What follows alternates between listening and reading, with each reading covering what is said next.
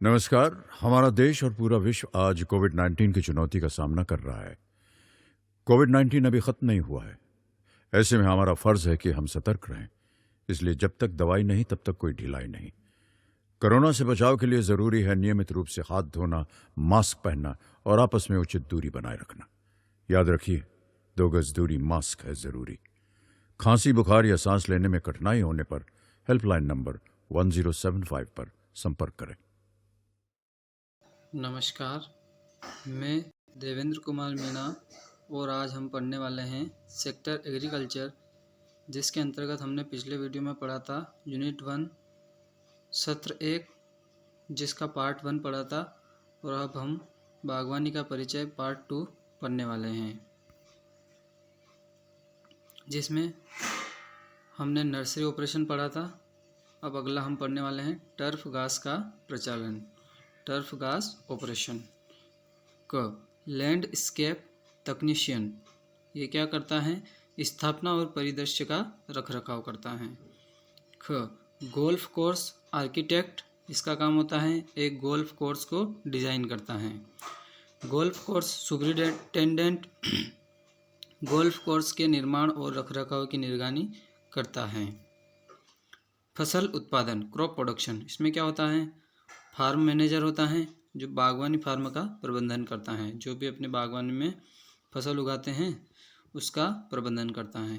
फसल उत्पादन सब्जियां, फल और फूल पैदा करता है। जो उत्पादक होता है जैसे कि किसान, वह सब्जियां, फल और फूल पैदा करता है। फ्लोरिस्ट का काम क्या होता है? फ्लोरिस्ट ऑपरेशन का फ्लोरल डिजाइनर जो होता है वह फूलों की रचनात्मक व्यवस्था करता है। क्या करता है? फूलों की रचनात्मक व्यवस्था करता है। स्टोर प्रबंधक खेत की दुकान का प्रबंधन और देखभाल करता है। कहाँ से पौधे लाना है, खरीदना है, बेचना है, और जो भी अपना स्टोर होता है, स्टोर रूम, खेत की दुकान का प्रबंधन और देखभाल करता है। प्लांट रेटल सुपरवाइजर पौधों, गमलों को संभालता है, किराए पर फूल की व्यवस्था करता है। किसी को भी किराए पर देना हो तो या तो देता है या खरीद कर लाता है। अब इसमें शिक्षा या एजुकेशन में शिक्षक या प्रशिक्षक औपचारिक या अनौपचारिक प्रणाली में बागवानी सिखाता है। या तो टीचर्स होता है या ट्रेनर होता है। जो औपचारिक, इनफॉर्मल और फॉर्मल प्रणाली जो होती है उसमें बागवानी सिखाता है। शोधकर्ता, इसका काम होता है नए उत्पादों और वैरायटी को विकसित करने के लिए अनुसंधान करता है, जो नई किस्म पैदा करता है या नई किस्मों का अनुसंधान करता है। एक्सटेंशन का अर्थ विस्तार होता है। यह व्यक्ति लोगों के बीच नवीन तकनीकों और विधियों को फैलाता है। जिसे एग्जाम्पल के तौर पे हम मान लेते हैं RHEO जो रूरल हॉर्टिकल्चर एक्सटेंशन ऑफिसर होता है। ग्रामीण बागवानी विस्तार अधिकारी जो क्या होता है? विस्तार करता है किसका? कृषि की नई तकनीकों और विधियों को फैलाता है किसानों तक। औद्योगिक प्रचारण जिसे इंडस्ट्रियल ऑपरेशन कहते हैं। बागवानी उद्देश्य ने निम्नलिखित सहित कई सहायक या सेवा उद्योगों को जन्म दिया है। विकासक या निर्माता कृषि रसायन बागवानी उद्योग विभिन्न प्रकार के रसायनों पर निर्भर करता है। अलग अलग प्रकार के हम रसायन बागवानी के अंतर्गत उपयोग में लेते हैं, जिनमें उर्वरक, कीटनाशक और वृद्धि हार्मोन शामिल है। अलग अलग प्रकार के उर्वरक हो सकते हैं, पेस्टिसाइड्स हो सकते हैं और ग्रोथ हार्मोन्स हो सकते हैं, यह शामिल है। इन रसायनों को कृषि रसायन कहा जाता है। जो रसायन हम कृषि के अंतर्गत उपयोग करते हैं उन्हें कृषि रसायन कहा जाता है। कृषि मशीनरी भूमि की रोपण, स्प्रे, फसल स्टोर और पैकेजिंग के लिए मशीनरी और कार्यान्वयन की आवश्यकता होती है। इंजीनियर बागवानी पौधों के व्यापक और गहन उत्पादन के लिए आवश्यक उपकरणों और मशीनरी का डिज़ाइन और निर्माण करते हैं। क्या करते हैं इंजीनियर? जो कृषि के उपकरण होते हैं और मशीनरी का डिज़ाइन का निर्माण करते हैं। इनमें से कुछ मशीनरी और औजारों के होम गार्डन संस्करण भी उपलब्ध होते हैं। अगला देखते हैं वितरक या डिस्ट्रीब्यूटर्स। क्या काम करता है डिस्ट्रीब्यूटर्स? बागवानी उत्पादों को उत्पादन के क्षेत्रों के पास और दूर के बाजारों में अंत में उपभोक्ताओं के लिए ले जाना आवश्यक है। उनके अत्यधिक जल्दी खराब होने के कारण और लंबी अवधि के लिए उनकी गुणवत्ता बनाए रखने के लिए बागवानी उत्पादों को परिवहन में विशेष देखभाल और हैंडलिंग की आवश्यकता होती है। इस पहलू की देखभाल के लिए विशेष कर्मियों की आवश्यकता होती है। कौन कौन से कर्मियों की आवश्यकता होती है? अब देखते हैं आपने क्या सीखा। अब मैं ये समझ सकता हूँ कि बागवानी क्या है और इसका महत्व क्या है। देश में बागवानी की वर्तमान स्थिति और संभावनाएं क्या हैं। फलों और सब्जियों के पोषण मूल्य के बारे में जानें। अब इसमें देखना है प्रायोगिक अभ्यास, जो अपने को एक प्रायोगिक के रूप में करना है। गतिविधि 1 में देखना है बागवानी फसलों के पोषण महत्व को दर्शाते हुए एक पोस्टर या चार्ट तैयार करें। इसमें आवश्यक सामग्री क्या क्या चाहिएगी? स्टिकर चाहिएगा, रंगीन पेंसिल, कागज, paper clip, board pin, drawing board और गोंद। प्रक्रिया: बाजार से खरीदे गए चार्ट से फलों और सब्जियों के चित्रों को इकट्ठा करें या काट लें।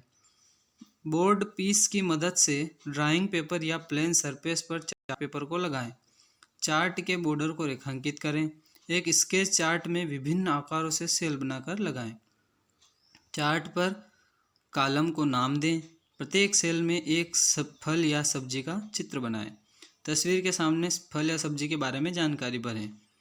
क्रमांक संख्या: पोषक तत्व कौन सा हो सकता है, महत्वपूर्ण स्रोत और महत्व और कमी के कारण। जैसे विटामिन ए गाजर में पाया जाता है और इसकी कमी से रतौंधी रोग होता है। विटामिन B1 पालक में पाया जाता है और इसकी कमी से बेरी रोग होता है। विटामिन B2 गोभी में पाया जाता है, मुंह का अल्सर होता है। विटामिन C जैसे अपन देख लेते हैं हरी सब्जियों में पाया जाता है या आंवले में पाया जाता है, ठीक है ना। तो इससे विटामिन C की पूर्ति होती है। अगला गतिविधि 2, अपने इलाके में उगाई जाने वाली प्रमुख बागवानी फसलों को सूचीबद्ध करें। तो आवश्यक सामग्री क्या क्या चाहिएगी? बागवानी फसलों की शाखाओं या पत्तियों, स्टैकिंग टेप, A4 आकार का सफ़ेद कागज, समाचार पत्र आदि। प्रक्रिया: अपने आसपास के क्षेत्रों में विभिन्न फलों और सब्जियों की फसलों की पत्तियों को इकट्ठा करें। एक अखबार या दाईं और नमूना ट्रेस करें। इसे किसी प्रकार अन्य समाचार पत्र के साथ कवर करें और कुछ दिनों के लिए एक भारी चीज़ के नीचे रखें। टिप्पणियाँ: इससे पत्तियों से नमी निकल जाएगी, वे आंशिक रूप से सूख जाएंगे। A4 शीट पर चिपके टेप की मदद से नमूना चिपकाएं। नमूना लेबल करें। अपनी प्रगति जांचें। तो अपनी प्रगति में क्या जांचना है अपने को? रिक्त स्थान भरें।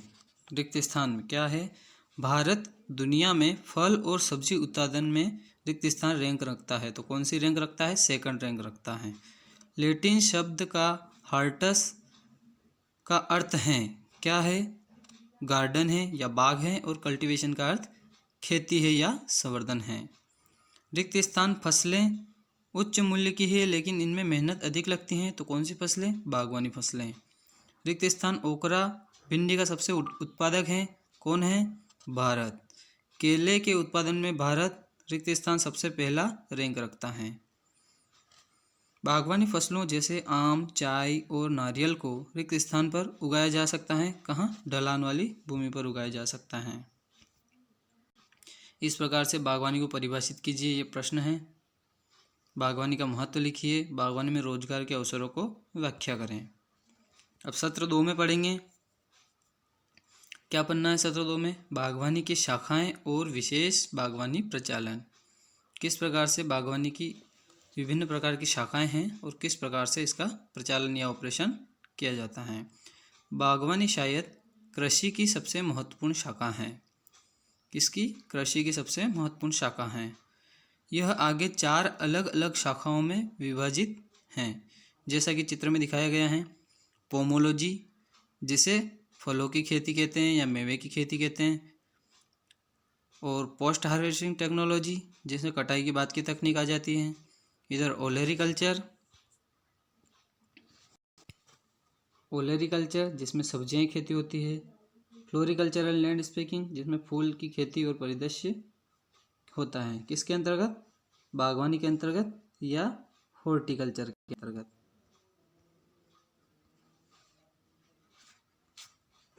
अब हम पढ़ने वाले हैं मेवे की खेती या पोमोलॉजी या फलों की खेती। किसकी खेती? फलों की खेती। यह शब्द लैटिन शब्द पोमा और लागस से लिया गया है। कौन सा शब्द? पोमोलॉजी। पोमा का अर्थ है फल और लागस का अर्थ है अध्ययन, ज्ञान या प्रवचन। इसे बागवानी की एक शाखा के रूप में परिभाषित किया जा सकता है जो फलों की फसलों के वैज्ञानिक अध्ययन से संबंधित हैं। चित्र में देखिए फलों की खेती, अलग अलग प्रकार से फल अपन उगाते हैं और जिस फलों की खेती करना ही पोमोलॉजी कहलाता है। ओलेरिकल्चर या सब्जियों की खेती। यह लैटिन भाषा के शब्द ओलेरस से लिया गया है जिसका अर्थ है सब्जियां और कल्चर का अर्थ है खेती। इसे बागवानी की एक शाखा के रूप में परिभाषित किया जा सकता है जो वनस्पति फसलों के वैज्ञानिक अध्ययन से संबंधित हैं, जिसमें ओलेरिकल्चर जो सब्जियों की खेती करते हैं चित्र से संबंधित है। चित्र देखते हैं। यह सब्जी की खेती, ये किस प्रकार से किसान सब्जी उत्पादन कर रहा है, यह चित्र में दर्शाया गया है। अगला देखते हैं फूलों की खेती, फ्लोरिकल्चर जिसे हम कहते हैं। फ्लोरिकल्चर शब्द की उत्पत्ति लैटिन के शब्द फ्लोरस और कल्चर से हुई है। फ्लोरस का अर्थ है फूल और कल्चर का अर्थ है खेती। इसे बागवानी की एक शाखा के रूप में परिभाषित किया जा सकता है जो फूलों और सजावटी फसलों के वैज्ञानिक अध्ययन से संबंधित है। किससे संबंधित है? फूलों और सजावटी फसलों। लैंड स्केपिंग उद्यान की डिजाइनों, विधियों और पौधों की सामग्री का उपयोग करके भूमि के एक हिस्से को सुशोभित करने की कला है। जब किसी एरिया को सुशोभित करते हैं या उसकी कटाई छटाई करके उसको एक अच्छा सा आकार प्रदान करते हैं। लैंड स्केपिंग करने वाले पेशेवर लैंडस्केप आर्किटेक्ट कहलाते हैं। जो किसके अंतर्गत आता है? फ्लोरिकल्चर के अंतर्गत आता है। ये देखिए फूलों की खेती, अलग अलग प्रकार से फूल उगाए जाते हैं और उनको अच्छा शेप या आकार प्रदान किया जाता है या डिजाइन या आकृति दी जाती है। कटाई के बाद की तकनीक। क्या है कटाई के बाद की तकनीक? Post harvest technology. यह बागवानी की एक शाखा है जो अपने भंडारण जीवन और उपलब्धता को बढ़ाने के लिए काटी गई फसलों की हैंडलिंग, पैकेजिंग, प्रसंस्करण के सिद्धांतों और प्रथाओं से संबंधित है। सब्जियों की फसलें फलों की फसलों से अलग होती हैं। उनके बीच कुछ महत्वपूर्ण अंतर हैं जो तालिका में दिए गए हैं। किस प्रकार अलग अलग अंतर दिए गए हैं फलों और सब्जियों के बीच अंतर? फल में देखेंगे, पहला, अधिकांश फलों में 12मासी होते हैं। 12मासी मतलब ये 2 वर्ष से अधिक चलते हैं, जो हमें हर साल फल देते रहते हैं। एक बार फल उगाया और हमें 12मासी फल देते रहेंगे। सब्जियां, अधिकांश सब्जियां वार्षिक होती है, यह 1 वर्ष से कम होती हैं। फलों के पौधे आम तौर पर प्रकृति में काष्ठी या वुडी होते हैं। जैसे पेड़ होते हैं जो थोड़े हार्ड होते हैं या कठोर, या काष्ठी जो लकड़ी के समान वुडी होते हैं। वनस्पति पौधे आमतौर पर शाकाहारी और रसीले होते हैं। इनमें पानी की मात्रा अधिक होती है, इसलिए यह शाकाहारी, हरे और रसीले होते हैं। उन्हें व्यावसायिक रूप से अलैंगिक तरीके से संख्या में बढ़ाया जा सकता है। अलैंगिक जैसे उसकी किसी बर्ड ले ली, कलम ले ली, या उसके कलिका यंत्र से हम नया पौधा तैयार कर सकते हैं। उन्हें व्यावसायिक रूप से लैंगिक बीज द्वारा तरीके से संख्या में बढ़ाया जा सकता है। इसको हम अलैंगिक परिवर्धन नहीं कर सकते हैं, इसमें हमें बीज ही लेना पड़ेगा। फलों और पौधों के विशेष सांस्कृतिक प्रथाओं अर्थात प्रशिक्षण, छटाई आदि की हैं। इनमें हम प्रशिक्षण या छटाई, ट्रेनिंग या प्रूनिंग, उनको अच्छा रूप दे सकते हैं, शेप दे सकते हैं। जब डालियाँ सूख जाती है तो इन्हें काट सकते हैं। लेकिन सब्जियां मौसमी होती हैं या मौसम के आधार पर आती है, और कुछ फसलों में केवल स्टैकिंग और छटाई की जाती है। कुछ ही फसलों में हम छटाई कर सकते हैं। फल ज़्यादातर पकने के बाद ताज़े रूप में खाए जाते हैं। जब फल पक जाते हैं तो ताज़े रूप में खाए जाते हैं, और क्योंकि ताज़े अगर उनको कुछ समय के लिए रख दिया जाएगा तो वह सड़ जाएंगे। अधिकांश सब्जियों को खाने के लिए पकाने की आवश्यकता होती है। पकाना मतलब कुकिंग, जो अपन पकाकर खाते हैं किचन में। सब्जी की फसल का वर्गीकरण, क्लासिफिकेशन ऑफ वेजिटेबल क्रॉप। किस प्रकार से अलग अलग प्रकार से सब्जियों को वर्गीकृत किया गया है देखते हैं।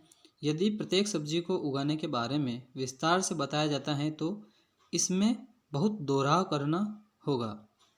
किस प्रकार दोहराव करना होगा? क्योंकि सारी फसलें जब सम्मिलित हो जाएगी तो हम उनको पहचान नहीं पाएंगे, उनका सही से ट्रीटमेंट नहीं कर पाएंगे, उनको उर्वरक, पेस्टिसाइड, विडिसाइड हम दे नहीं पाएंगे। इसलिए सब्जी फसलों को अपनी समानता के अनुसार कुछ समूह में वर्गीकृत करना उचित होता है। इससे उन्हें आसानी से अध्ययन करने में भी मदद मिलती है। अब देखते हैं पौधे की प्रकृति पर आधारित तना, based on the nature of plant. किसके लिए? तने के आधार पर। अब देखते हैं किसके आधार पर देखते हैं? तने के आधार पर देखते हैं। शाख और रसीली झाड़ियाँ, पेड़ और बेलें, ये 4 प्रकार से हो सकती हैं तने के आधार पर। शाख वाली देखेंगे तो पत्तेदार सब्जियां आ गई। झाड़ियाँ में देखेंगे बैंगन, मिर्च, टमाटर आदि आ गया। पेड़ देखेंगे ड्रमस्टिक, कटहल, ये पेड़ के रूप में बड़े होते हैं परंतु सब्जियां होती हैं। बेलें देखेंगे कद्दू वर्गीय जितनी भी फसलें, ककड़ी है इत्यादि फसलें जो है बेले में आती हैं। अब देखेंगे जीवन काल के आधार पर बीज से बीज तक। बीज से बीज तक का मतलब बीज बुआई से लगाकर बीज प्राप्त करने तक। Based on the life span from seed to seed, किसके? जीवन चक्र के आधार पर देख रहे हैं।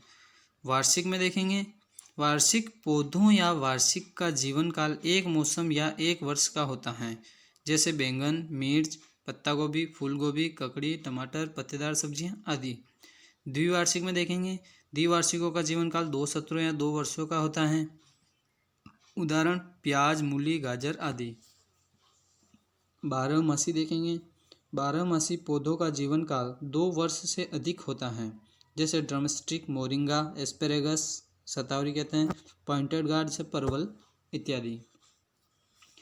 सब्जियों की फसल, पौधों के प्रकार, जीवन काल, प्रसार की विधि, रोपण की विधि, इंटरकल्चर प्रथाएं, जलवायु संबंधी आवश्यकताएं, मौसम का वृद्धि का मौसम, वनस्पति के रूप में इस्तेमाल किए जाने वाला पौधे का भाग। अब पौधे के प्रकार में देखेंगे शाख और रसली, झाड़ियाँ, पेड़, बेल।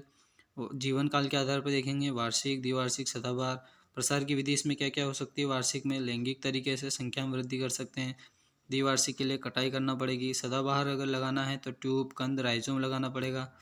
रोपण की विधि इसमें क्या हो सकती है? अलैंगिक तरीके से संख्या में वृद्धि कर सकते हैं, झाड़ियाँ में रोपाई कर सकते हैं, पेड़ में भूमिगत भागों से उगाई जाने वाली फसलें हैं, और बेल नहीं हो सकती हैं, बेल को हमें बीज से ही लगाना पड़ेगा।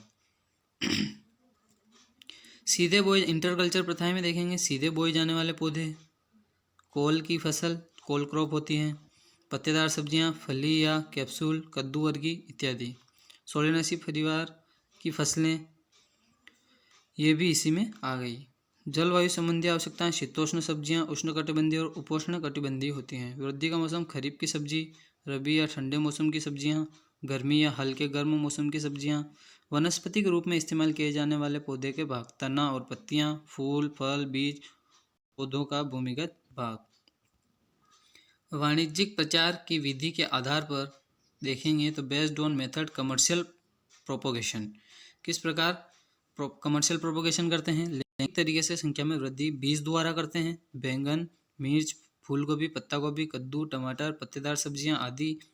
अलैंगिक तरीके से संख्या में वृद्धि या वनस्पतिक भाग से एस्पेरेगस, डायोस्कोरिया, आलू, शकरकंद, प्याज, लहसुन, तारो, यम आदि। कटिंग से देखेंगे शतावरी, बल्ब में प्याज, लहसुन, राइजोम, कोलोकेशिया, अदरक, कोलियस, और कंद में देखेंगे आलू और शकरकंद। जलवायु के आधार पर देखेंगे तो बेस्ड ऑन क्लाइमेटिक रिक्वायरमेंट, जलवायु के आधार पर हम सब्जियों का वर्गीकरण पढ़ रहे हैं। इसमें शीतोष्ण सब्जियां देखेंगे मूली, आलू, गाजर, पत्ता गोभी, फूल गोभी, गांठ गोभी, ब्रोकली आदि। उष्णकटिबंधीय ट्रॉपिकल और सब ट्रॉपिकल, तरबूज, खरबूजा, ककड़ी, टमाटर, बैंगन, मिर्च इत्यादि। वृद्धि के मौसम के आधार पर सीजन ऑफ ग्रोथ, भारत में मौसमी या वार्षिक सब्जियों को उनकी वृद्धि के मौसम के अनुसार वर्गीकृत किया जा सकता है। वृद्धि का मौसम वह अवधि है जिसमें जलवायु की स्थिति फसल की वृद्धि और उत्पादन के लिए अनुकूलित होती हैं। किस प्रकार? खरीफ मौसम की सब्जियां, इन्हें वर्षा ऋतु की फसल भी कहा जाता है। इन सब्जियों को गर्म और नम जलवायु की आवश्यकता होती है। इन मौसम अस्थायी रूप से 7 जून से शुरू होता है और हर साल 6 अक्टूबर तक चलता है। बीज की बुआई मई के मध्य से जुलाई के अंत तक की जा सकती हैं। सब्जियां जैसे ओकरा, लोबिया, ग्वारफली आदि खरीफ सब्जियां के उदाहरण हैं। रबी या ठंडी मौसम की सब्जियां, इन्हें ठंडी या सर्दी मौसम की फसल भी कहा जाता है क्योंकि इन सब्जियों की वृद्धि के लिए कम तापमान की आवश्यकता होती है। मौसमी अर्थात 7 अक्टूबर से शुरू होता है, 6 फरवरी तक चलता है। बीज की बुआई सितंबर के मध्य से अक्टूबर के अंत तक की जा सकती हैं। सब्जियां जैसे मटर, मूली, गाजर, फूल गोभी, पत्ता गोभी, पत्तेदार सब्जियां आदि रबी सब्जी के उदाहरण हैं। ग्रीष्मकालीन या गर्म मौसम की सब्जियां मौसम से अनुमानित रूप से 7 फरवरी से शुरू होता है, 6 जून तक रहता है। बीजियों की बुआई जनवरी के मध्य से फरवरी के अंत तक की जा सकती है। इन फसलों के बेहतर विकास और अधिकतम तापमान, गर्म और सूखी जलवायु परिस्थितियों की आवश्यकता होती है। जैसे ग्वारफली, खरबूजा, ककड़ी, तरबूज आदि गर्मी मौसम की सब्जियां जिसे हम जायद सीजन भी कहते हैं। वनस्पतिक रूप में उगाए उपयोग किए जाने वाले पौधों के भाग के आधार पर इसको वर्गीकृत किया गया है। Based on plant part used of vegetable, तना और पत्तियां, गोभी, सलाद, पालक, मेथी, धनिया, अमरनाथ आदि। फूल में ब्रोकली, हेड, फूल की कलियां, फूलगोभी में कर्ड, पूर्व पुष्पचरण आदि। फल, ऐसे कई चरण हैं जहां सब्जियों की फसल के पत्तों की खपत की जा सकती है, जैसे कि पके हुए फल, तरबूज, खरबूजा, टमाटर आदि। कम पके हुए कोमल फल, ककड़ी, लौकी, करेला, तुरई, ओकरा, बैंगन, हरी मिर्च, लोबिया, फ्रेंच बीन्स, डोलिचेस बीन्स इत्यादि। अगला देखेंगे बीज, मटर आदि। पौधे के भूमिगत भाग, मुख्य जड़। मुख्य जड़ लंबे रूप से नीचे की ओर बढ़ती हैं, जैसे गाजर, मूली। बल्ब, कुछ सब्जियों में एक मोटा स्टोरेज अंग होता है जिसे जड़ के नीचे की ओर बढ़ता है, पत्तियों की ओर बढ़ता है, जैसे प्याज, लहसुन आदि। कंद देखेंगे, संबंधित नोट्स और कलियों के साथ मोटा, छोटा और गोल भूमिगत तना होता है, जैसे आलू, शकरकंद आदि। राइजोम, भूमिगत जड़ें जैसे तने की जड़ें और अंकुरन जैसे कोलोकेशिया, अदरक आदि। महत्वपूर्ण बागवानी प्रचालन, इंपॉर्टेंट ऑफ हॉर्टिकल्चर ऑपरेशन। क्या क्या होता है इसमें? प्रशिक्षण, जैसे ट्रेनिंग बोलते हैं। जब किसी पौधे को समर्थन या उसके बिना विकसित करने के लिए कुछ हिस्सों को हटाने या बांधने के लिए एक मनचाहे तरीके से बनाया जाता है, तो इसे बेहतर रूपरेखा या आकार देने के लिए काम को प्रशिक्षण कहा जाता है या ट्रेनिंग कहा जाता है। प्रशिक्षण की प्रणाली, सिस्टम ऑफ ट्रेनिंग। फलों के पेड़ों में प्रशिक्षण 3 प्रणालियाँ हैं। सेंट्रल लेडर प्रणाली, इस प्रणाली में एक पेड़ के मुख्य तने को जमीनी स्तर से ऊपर सीधे बढ़ने की सुविधा दी जाती है, जिसे पेड़ का केंद्रीय अक्ष कहा जाता है। इस केंद्रीय अक्ष से विभिन्न दिशाओं में छोटी साइड शाखाएं बढ़ती हैं। ऐसा पेड़ लंबा बढ़ता है और फल ज़्यादातर ऊपर की तरफ लगते हैं। निचली शाखाएं धीरे धीरे कम ताकतवर हो जाती हैं और कम फल देती हैं। ये चित्र है इस प्रकार से सेंट्रल लीडर प्रणाली। ओपन सेंट्रल लीडर प्रणाली, इस प्रणाली में एक पेड़ के मुख्य तने से मनचाही ऊंचाई तक बढ़ने की सुविधा दी जाती है और ऊपर के बगल में कई शाखाएं बनती हैं, जिसके परिणामस्वरूप पेड़ के केंद्र पर कम शाखाएं होती हैं और ये हिस्सा खुले होते हैं। इस प्रणाली में सूरज की रोशनी सभी शाखाओं तक पहुंचती है और फसल जमीन के करीब पैदा होता है। इससे कटाई और फलों को पतला करने की सुविधा मिलती है, साथ ही साथ पौधों की सुरक्षा भी होती है। ये इस प्रकार से ओपन सेंटर प्रणाली। संशोधित लीडर प्रणाली, यह प्रणाली सेंट्रल लीडर प्रणाली और अपर सेंट्रल लीडर प्रणाली का संशोधन है। मुख्य तना कुछ वर्षों तक बढ़ता है, कुछ समय बाद बगल में शाखाओं को बढ़ने के लिए प्रेरित किया जाता है, जो व्यापक रूप से फैलती हैं और सभी तरफ फैलती हैं, जैसे कि खुले केंद्र प्रणाली में नहीं होती हैं। इस प्रकार पेड़ काफ़ी मजबूत होता है और मध्यम रूप से फैला हुआ होता है, जिससे बागान के प्रबंधन कार्यों में आसानी होती है। संशोधित लीडर प्रणाली। फलों के पेड़ों के प्रशिक्षण के दौरान बरती जाने वाली सावधानियाँ। क्या क्या सावधानियाँ बरतनी चाहिए? सबसे पहले केवल एक मजबूत शाखा को बनाए रखने के लिए बाद मुख्य या आसपास की शाखाओं से उत्पन्न होने वाली शाखाओं को हटा दें, जो एक व्यापक कोण पर विकसित होती हैं। अपने आधार से केंद्रीय अक्ष की ओर मुड़ने वाली शाखाओं को हटा दें। सर्कस को हटा दें, जो तने की जड़ों या भूमिगत भागों से उत्पन्न होते हैं या शीर्ष के बहुत करीब होते हैं। यह आमतौर पर अमरूद और अनार के पेड़ों में देखने को मिलते हैं। पेड़ के संतुलन और ढांचे बनाए रखने के लिए कुछ अगल बगल की वृद्धि, लूप साइड ग्रोथ हटाएं। अब अगला आता है छटाई या प्रूनिंग। किसी पौधे के किसी हिस्से में शेप और उसके उत्पादक क्षेत्र की ओर ले जाने के लिए अतिरिक्त हिस्से विवेकपूर्ण तरीके से हटाने उपज की गुणवत्ता में सुधार को छटाई कहा जाता है। यह पौधे के जीवन काल के चरण के दौरान किया जाता है। यह फूलों को फलों को उत्पादन के लिए तैयार किया जाता है। हिस्सों को छाटा जा सकता है। ये इस प्रकार से गुलाब के पौधों में छटाई। छटाई का उद्देश्य फूल और फल का संतुलन बनाए रखना, फलों का नियमित रूप से आना, कीट संक्रमित शाखाओं को हटाना, पौधों में वृद्धि के लिए पर्याप्त धूप सुनिश्चित करना, वनस्पति और प्रजनन वृद्धि को भी संतुलन बनाए रखना। अपनी प्रगति जांचें। इसमें क्या देखना है अपने को? अपनी प्रगति जांचें। तो इसमें जीवन काल के आधार पर प्याज रिक्त स्थान द्विवार्षिक फसल है। फूल गोभी खाने योग्य भाग को किसके रूप में जाना जाता है? कर्ड के रूप में जाना जाता है। एक वर्ष मौसम के जीवन काल के पौधों को हटाए रिक्त स्थान वार्षिक कहा जाता है। भारत में रबी मौसम की शुरुआत अक्टूबर से होती है। तरबूज मौसम की फसल है, गर्मी के मौसम की फसल है। कालम का मिलान करना है। तना और पत्तियां, ये इसका आएगा टमाटर और तरबूज। कर्ड का देखेंगे, तना और पत्तियां जो है इसका पत्तेदार सब्जियां। कर्ड का फूल गोभी, पके गए फल का टमाटर तरबूज, कोमल फल का लौकी, बीज का मटर और अतिरिक्त फली।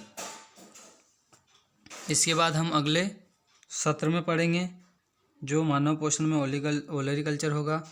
यह सत्र यहीं तक। धन्यवाद। किशोर अवस्था संबंधित समस्याओं के परामर्श हेतु समर्पित उमंग किशोर हेल्पलाइन के टोल फ्री नंबर 144225 पर संपर्क करें।